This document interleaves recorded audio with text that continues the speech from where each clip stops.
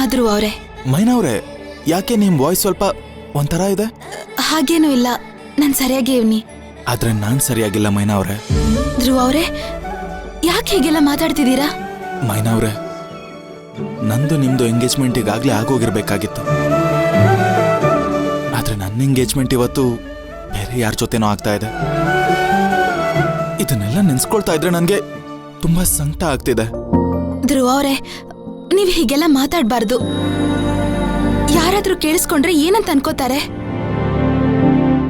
ಚಚೆ ನೋಡಿ, ನಾನು ಈ ತರ ಮಾತಾಡ್ತಾ ಇದ್ದೀನಿ ಅಂತ ಚಿಂತೆ ಮಾಡಬೇಡಿ.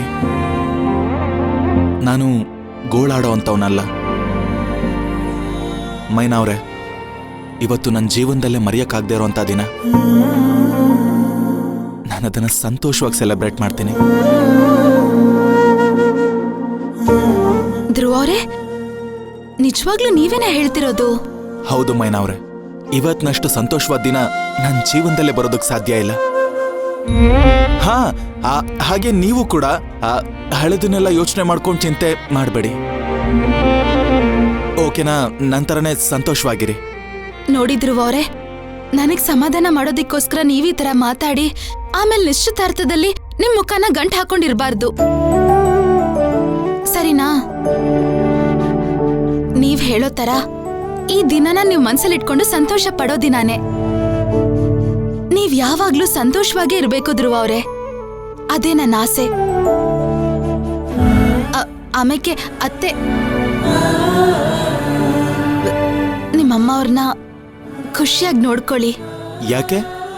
ನಾನು ನಿಮ್ಮನ್ನ ಮದ್ವೆ ಆಗದೆ ಹೋದ್ರೆ ನಮ್ಮಮ್ಮನ ಅತ್ತೆ ಅಂತ ಕರೆಯಲ್ವಾ? ಹಾಗೆಲ್ಲ ಏನೂ ಇಲ್ಲ ಧ್ರುವ ಅವರೇ, ಯಾವತ್ತಿದ್ರೂ ಸರ್ಸು ಅಮ್ಮ ನನ್ನ ತಾಯಿ ತರಾನೆ. ಅದೊಂದು ಖುಷಿ ನನಗ್ ಸಾಕು. ಆಮ್ಯಾಕೆ ನಿಮ್ಮನ್ನ ನಂಬ್ಕೊಂಡ್ ಬರ್ತಿರೋ ತುಳಸಿ ಅವ್ರನ್ನು ನೀವಷ್ಟೇ ಚೆನ್ನಾಗಿ ನೋಡ್ಕೋಬೇಕು. ಹಾ, ನೋಡ್ಕೊಳ್ಳೋಣ. ಹಾ ಧ್ರುವ ಅವರೇ, ನಾನು ಆಯ್ಕೆ ಮಾಡಿರೋ ಬಟ್ಟೆನೇ ಹಾಕೋತೀರಾ ಅಲ್ವಾ?